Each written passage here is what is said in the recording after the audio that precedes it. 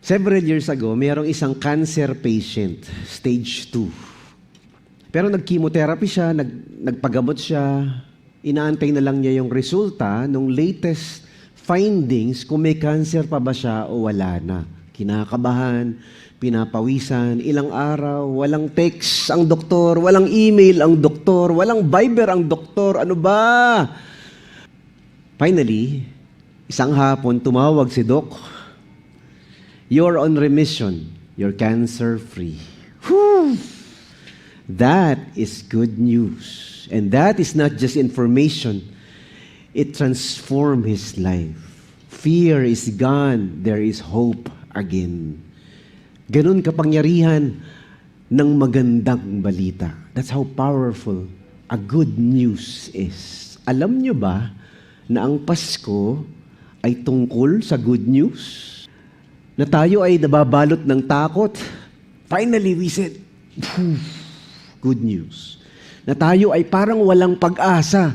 Finally, somebody said, good news. Today, our message for Christmas is this: good news for all people. We'll be reflecting on the story of Christmas na natatagpuan natin sa Luke chapter 2, verses 1 to 14. Ganda ho ng kwentong ito. This is the story where the shepherds were just doing ordinary job, ordinary shepherds, ordinary people. One day, no spotlight, no music, no concert, no parties. Angels came and said, "Huwag kayo matakot. May magandang balita para sa lahat." So it's not religion. It's not about self-help message. It's not about success in life. It's about hope in a world filled with fear. Grabe. Yun pala ang unang Pasko. So today we'll be revisiting that beautiful, powerful story of hope and good news, Christmas. Today we'll talk about this. The birth of Jesus is God's joyful announcement that salvation has come through Christ the Lord, bringing glory to God and peace to humanity.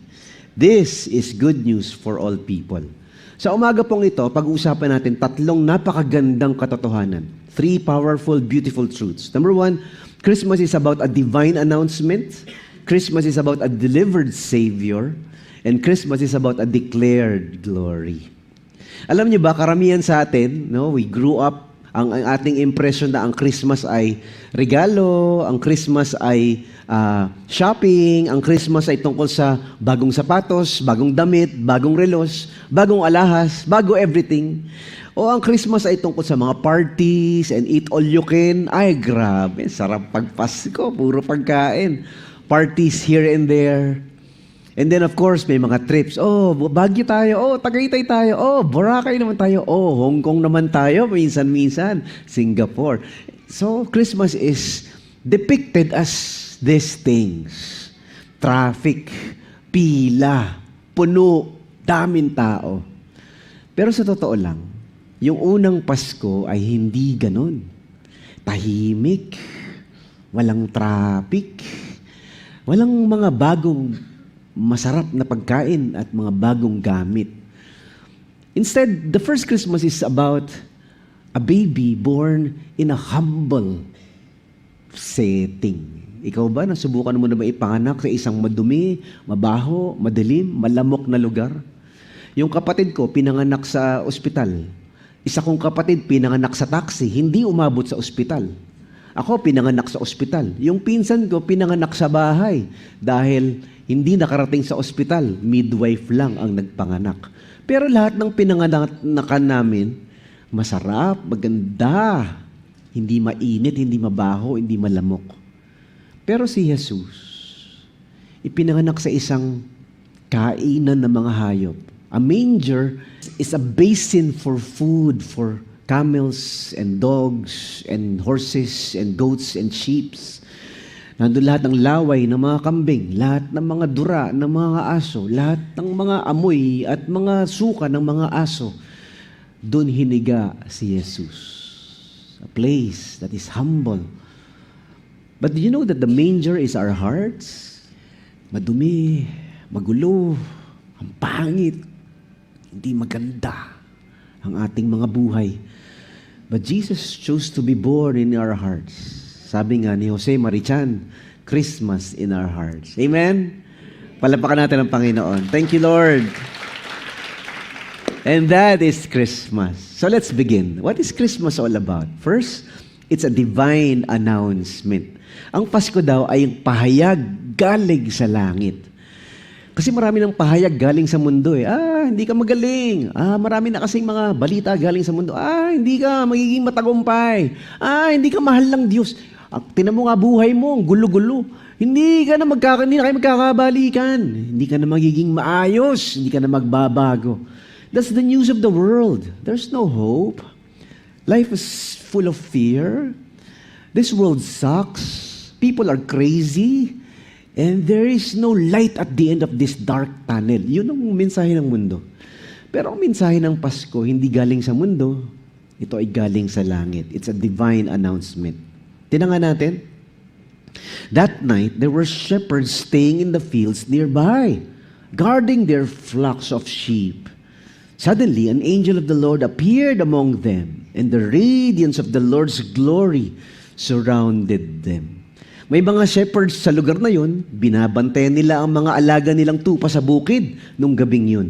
Biglang nagpakita sa kanila ang mga angel ng Panginoon at nagliwanag ang kadakilaan ng Panginoon sa paligid nila.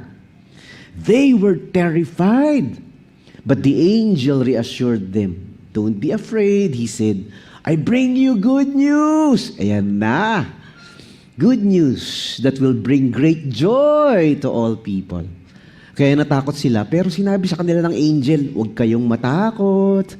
May magandang balita ako para sa inyo. Magbibigay ito ng malaking kasiyahan sa lahat. That's amazing, ano? Ang Pasko pala, Pastor Mike, ay hindi bago nito, bago noon, masarap dito, masarap doon, pila dito, pila doon. Ang Pasko pala talaga ay pag-asa sa gitna ng dilim. Magandang balita sa gitna ng pangit na mundo. Masarap na mensahe ng Diyos sa gitna ng mapait, masakit na buhay, at nakakainis na mga relasyon sa mundo. That's Christmas. Pero tinan niyo yung unang dinatnan ng balita. The first recipients of the good news were not the rich and the famous and the powerful. It was not brought to the kings and the emperors and the governors and the mayors or the senators or the wealthiest. It was brought to the ordinary shepherds. Ito yung mga hindi naman reliyoso, hindi naman sila yung mga nagtatrabaho sa templo, hindi naman sila yung mga sikat, hindi naman sila yung mayayaman. Mga ordinaryong pastol. In fact, shepherds during their time are despised kasi lagi sila nasa bukid, ang baho, amoy wiwi, amoy pope. Sila yung pagdating sa bayan, ay mga pastol, ano ba? Doon nga kayo, hindi nga kayo naliligo ng ilang araw. Ano ba? Ito yung pinandidirihang trabaho. Sa Pilipinas, ito siguro yung mga basurero. Sige nga, try mo makapagkape sa isang basurero. Parang, pare, maligo ka muna. Uwi ka muna bago tayo mag-usap. Ayan, parang, anong trabaho mo? Basurero. Bakit yan ang trabaho mo? Ba't di ka mag-call center agent? Ba't hindi ka maging medical representative? Bagong kotse every 5 years. Da? Bakit hindi ka maging ganito? Pero, what's your job? Garbage collector. Parang, what? Ito yun, mga pastol. Ang ganda ng Pasko, ano? Ang Panginoon, pinili niyang dalhin yung magandang balita. Hindi sa mga hinahangahan, pinapalakpakan. Kundi sa mga iniiwasan at mga nilalait. That means, ganda nito, Pastor Mike. Pakiramdam mo ba ang dumi ng buhay mo?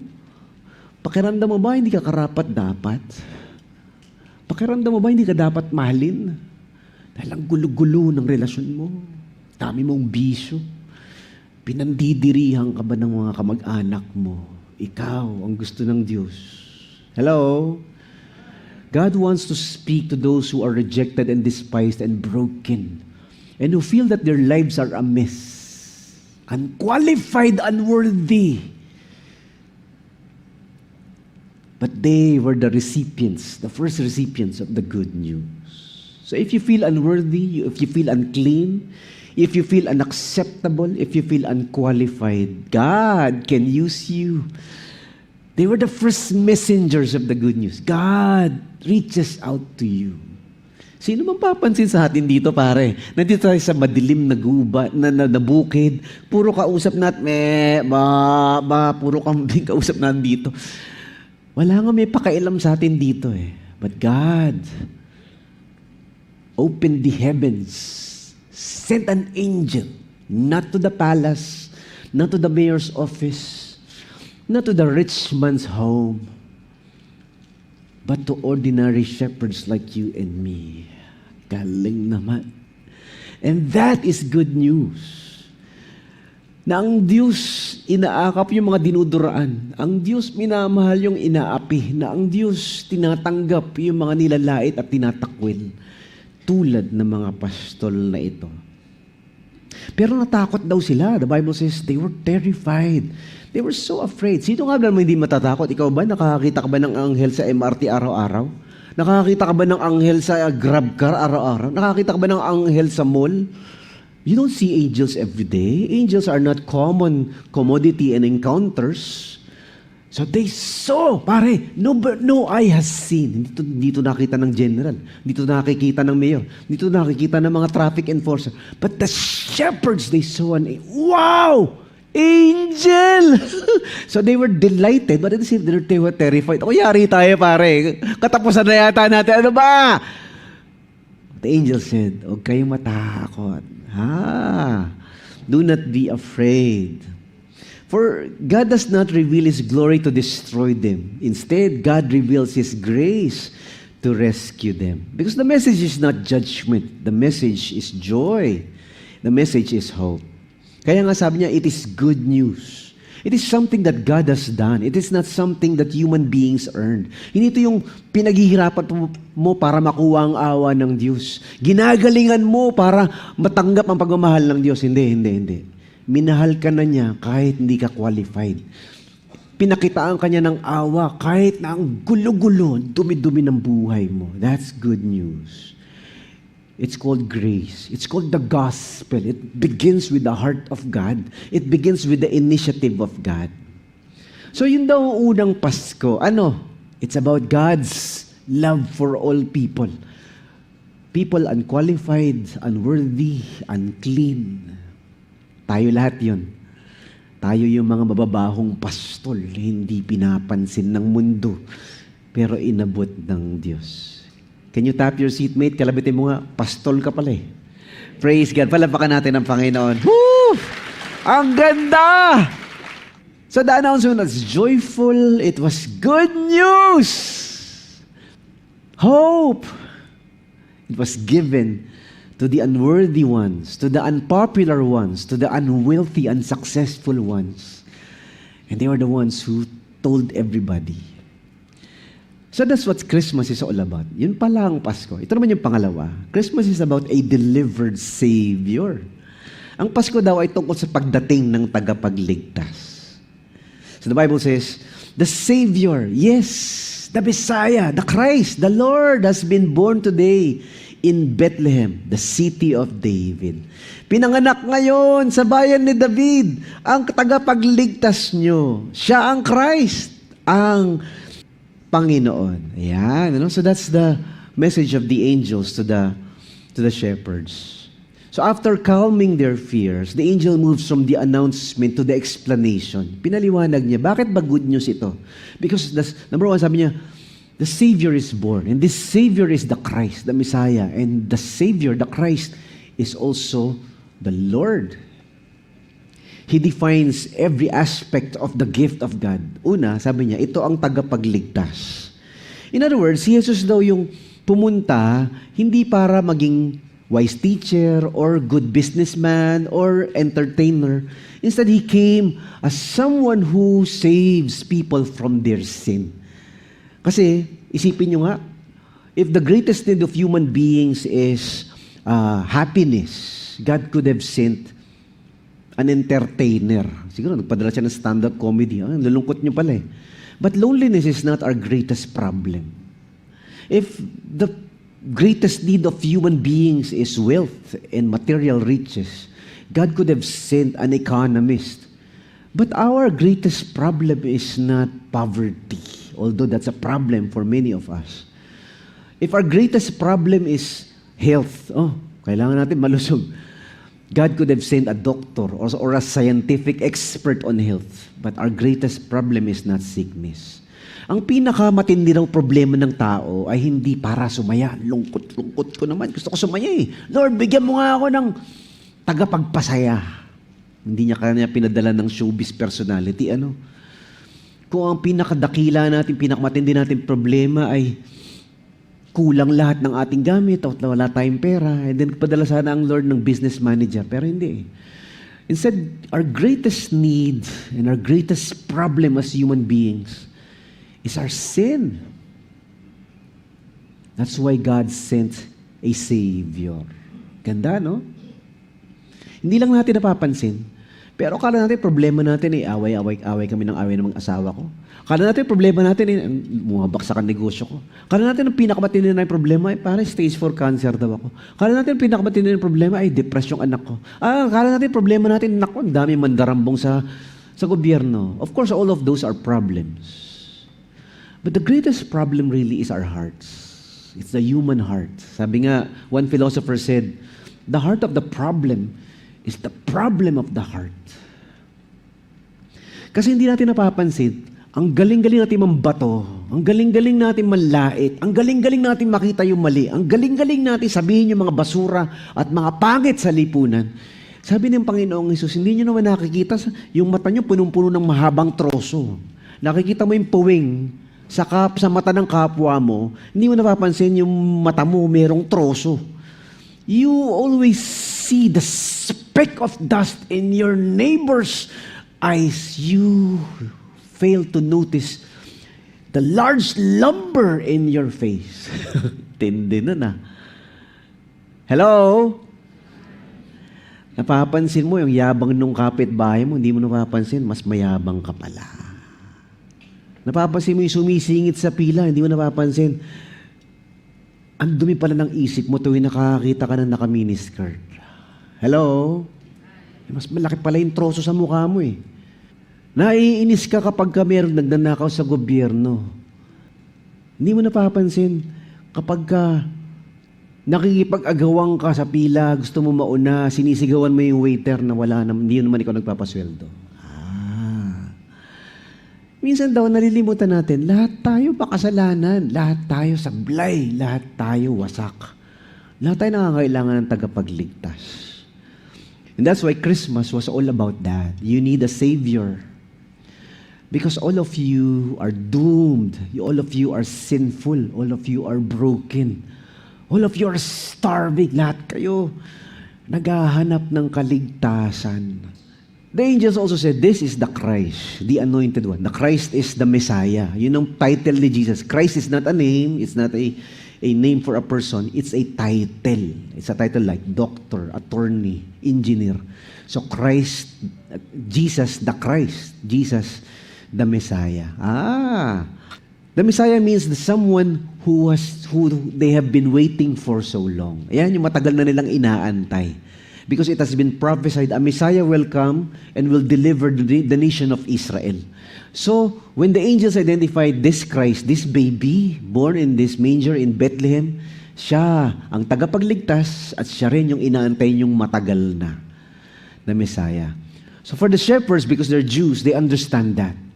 Ito na pala yung inaantay ng mga ninuno natin. Our ancestors have been waiting for this baby and he's born today. Pare, tayo unang nakasagap ng balita. And so that's Christmas for the Jews. It was the announcement of someone they have been waiting for. And finally, the angel said, this is also the Lord. He is King. Siya ang hari ng mundo. In other words, sinasabi sa atin ng message ng Christmas, na kahit magulo ang mundo, may hari pa rin nakaupo, kahit sa palagay mo, nagkakawindang-windang ang buhay natin. Pastor Mike, hindi ko na kaya. Papalayasin ko na yung anak ko. Gulo, ayaw makinig.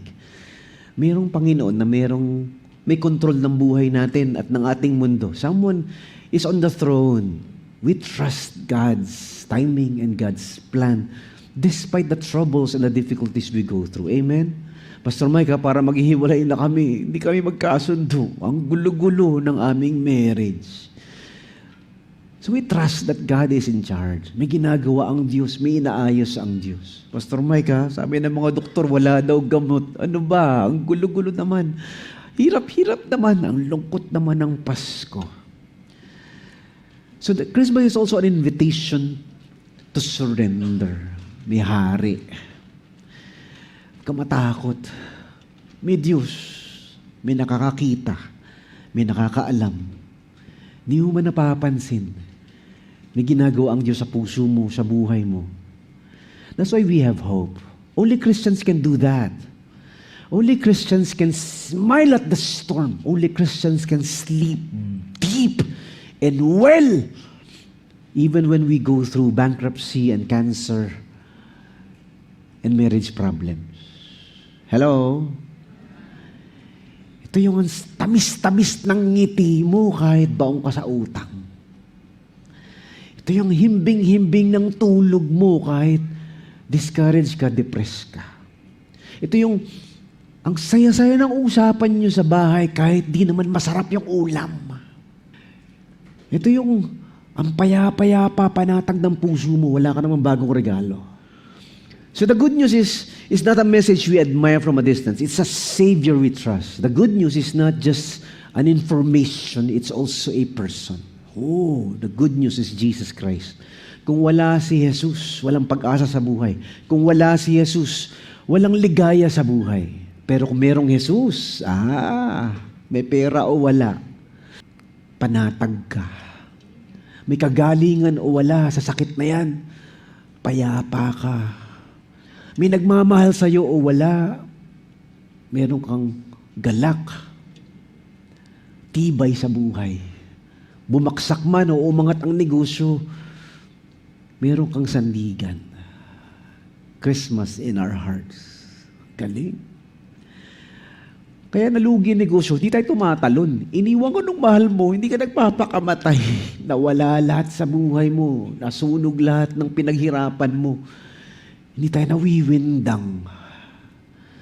Because our treasure is not in this world. Our treasure is not in the bank. Our treasure is not in people. Our treasure is not in the applause or the trophies and the achievements we have. The treasure is not in a property or a lot or an address. Our treasure is Jesus, and the treasure in our hearts sustains us through the difficult and the painful.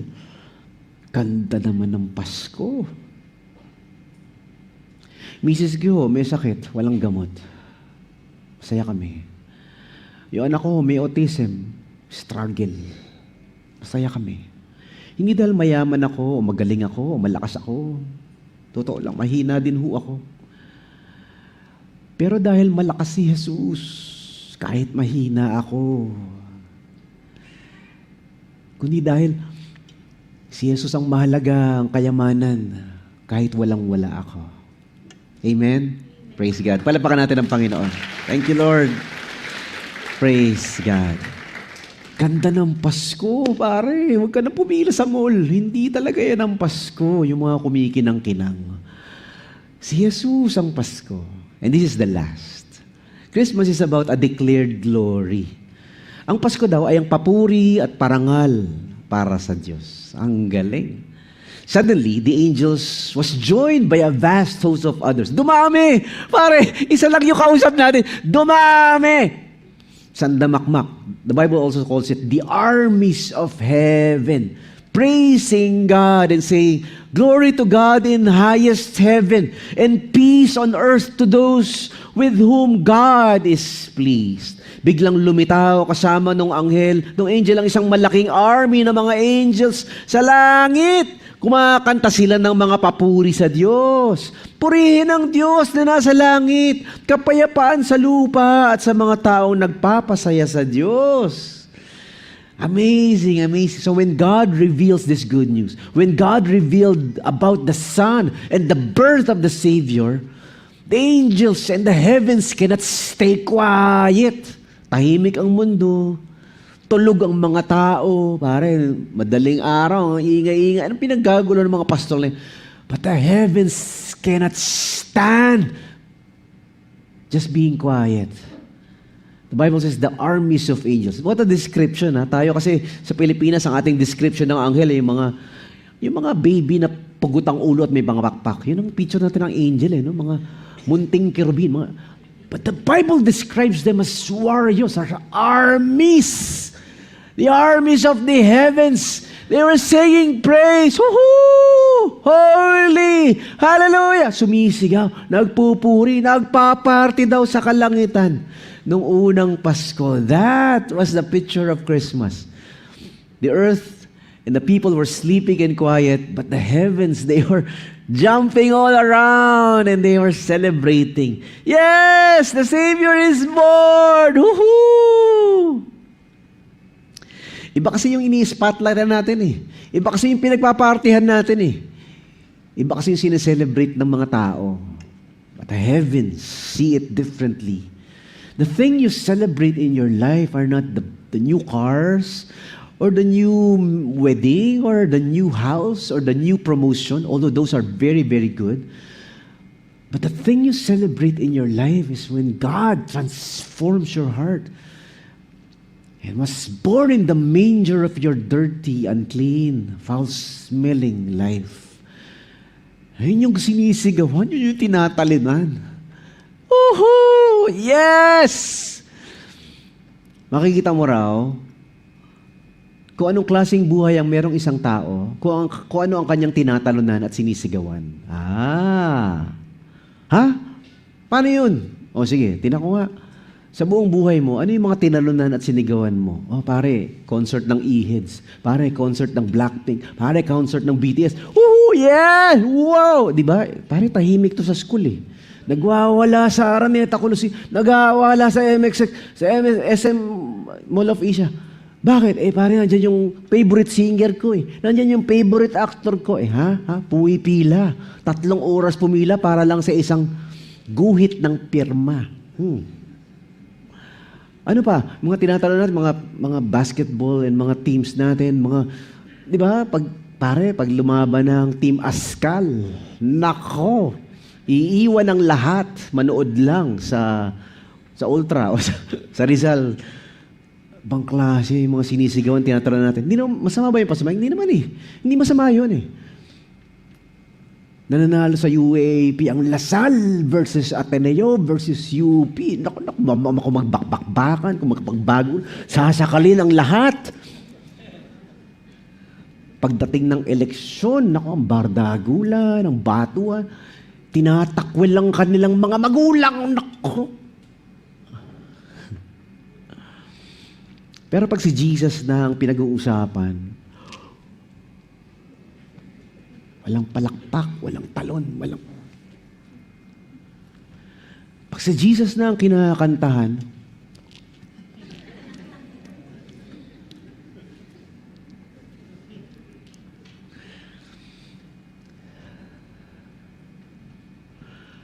the angels, the earth sleeps. And so, the glory of God is the highest priority. That we make sure that our lives honor God. Lord, sa Diyos ang papuri, sa Diyos ang parangal. That our lives celebrate the goodness of God. Yun, yung buhay na grateful to the mercy of God. Grateful people are happy people. Grateful people are successful people because they understand, hindi galing sa akin tong talinong ito, galing to sa Diyos. Hindi galing sa akin tong lakas na to, galing to sa Diyos. Hindi galing sa akin tong perang ito, galing to sa Diyos. And so we use everything that God has given us, our talent, our treasures, our wealth, our energy, and our abilities. Lord, maparangalan ka. Ayan, that's the message of Christmas. It's the glory of God. But at the same time, it's all about the peace on earth. Yung kapayapaan na galing sa Diyos. Alam niyo, yung gulo-gulo ng mundo, ha?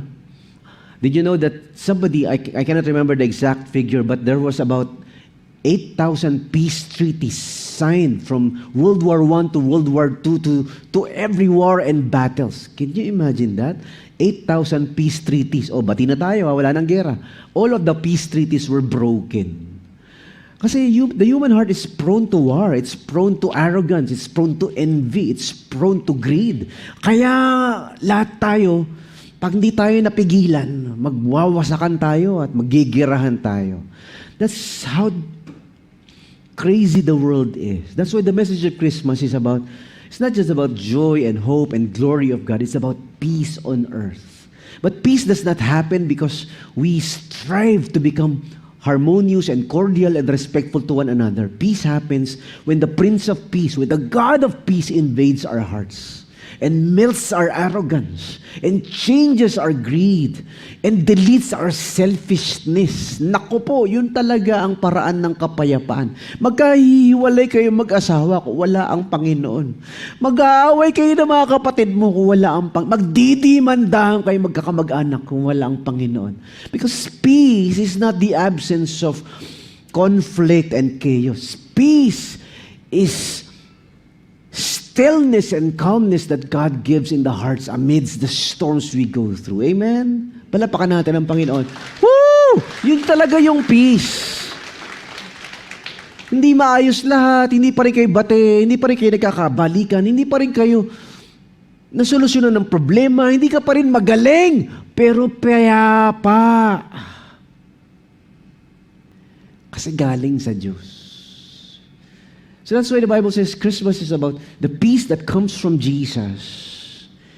And it overflows to the earth, to the world. Peace on earth. It overflows to our marriages. It overflows to our business. It overflows on how we treat our employees. It overflows on how we relate to our boss. It translates on how we treat our parents, our children, our neighbors. Parang nababago yung buhay mo dahil sa kapayapaan na galing sa Panginoong Jesus. Christmas in our hearts is about the Prince of Peace in our hearts. And that's why we always come to Jesus, Lord, give me peace. That's why the Bible says, when you go through worry and anxiety and fear, all of them you give to Jesus and the peace of God. Yeah? Ipag-pray mo daw, you pray in the peace of God that transcends all understanding. Hindi maunawaan ng isip ng mga tao ang magbabantay sa puso mo. Lagi ba tayong payapa? Hindi. Try mo mag-drive sa EDSA, try mo mag-drive sa Quezon Avenue, yung kapayapaan mo, biglang gera na. Di ba? Lahat gusto mo nang awayin. Kasi biglang, nako, Armageddon dito. So we come to the Lord, Lord, give me peace. Lumabas yung lab results. Naku, sabi ng doktor, bingo ka na. Cholesterol, asterisk. Nakatanggap ba kayo ng ganong physical exam result? Ang daming star. Yung star lang na gusto ko nung kindergarten, di ba? Meron kang star. Oh, meron kang star for being friendly, star for being behave. Ito, merong star eh. Star for being unhealthy. Glucose level, star.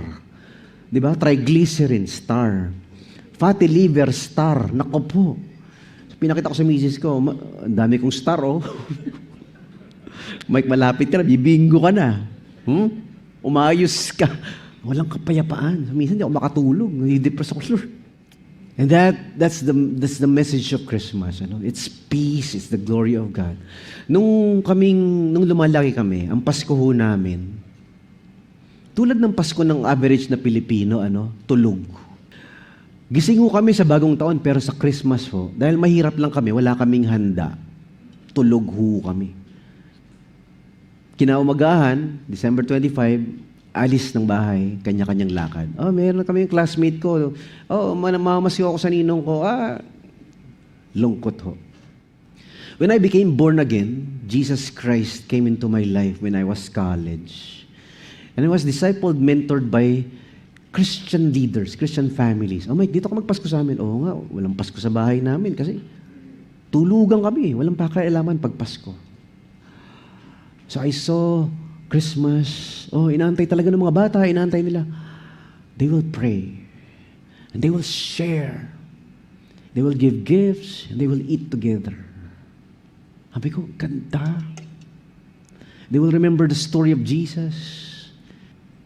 Sabi ko, Lord, gusto ko ganun. Hashtag sana all. So I started that. One Christmas, wala kaming pera, wala kaming handa. Ginising ko si mama, ginising ko si papa, ginising ko yung mga kapatid ko. Uy, Christmas. Oh, ano ngayon? Mag-pray lang tayo. Hindi naman natin ginagawa yun. Sige lang. So, napapayag ko si mama, pumayag si mga kapatid ko, si papa, pupungas-pungas. Ano ba? Pasko nga eh. So, because I'm Christian now, and sabi ko, anong pinapasalamatan nyo sa Panginoon itong mga nakaraang buwan, itong taon ito? Ayan. So, we took turns sharing. Ako, salamat. Nakapasa ako sa exam. Salamat kasi nagkabalik na kami ng ganit, girlfriend. Kasalamat. We took turns. After a while, my family got the hang of it.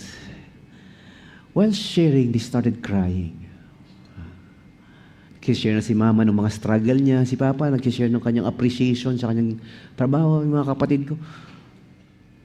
And we never stopped Christmas after Christmas. Wala pa rin handang masarap. Wala naman kaming pera eh. Wala ring regalo, walang kumikinang ng mga bago.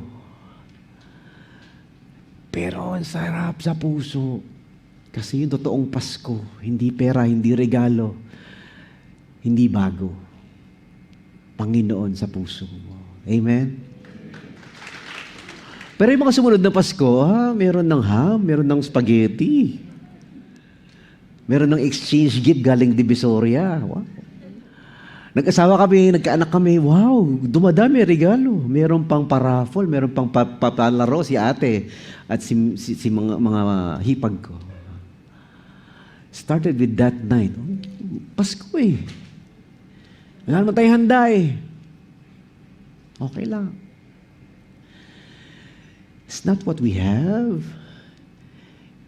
It's who we have. Hindi yan paramihan ng regalo. Hindi yan paramihan ng bago. Hindi paramihan ng masarap. Palakihan ng Panginoon. Amen? Praise God. Palapakan natin ang Panginoon. Thank you, Lord. Thank you, Lord. So the birth of Jesus is God's joyful announcement that salvation has come through Christ the Lord. Ganda. Bringing glory to God and peace to humanity. This is good news for all people. Ang Diyos na walang sinisino, ang Diyos na lahat ng makasalanan, lalo na tayong mga pastol, na magugulo, madumi, masama, mayabang ang mga buhay, mabaho ang mga puso at mga isip, mababaho ang bibig, masasakit magsalita, mapanlait sa kapwa. Tayo yun eh. Jesus chose the dirty hearts of the manger in our hearts to show us that Christmas is about the God who came, who left heaven, who left His palace and His throne, and choose poverty and service and humility to show us that Christmas, that life is not about what you have. It's about who you are and whose you are. It's about who you have. Christmas is Jesus. Christmas in our hearts. Today we talked about this. Christmas is about a divine announcement. Good news. It's about a delivered Savior. Because we are sinful, God sent a Savior. And it's about a declared glory. Salamat, Panginoon. May pera o wala, may Pasko kami. May regalo o wala, may Pasko. May kalusugan o wala, may Pasko. May blessing o wala, may Pasko dahil meron kaming Jesus.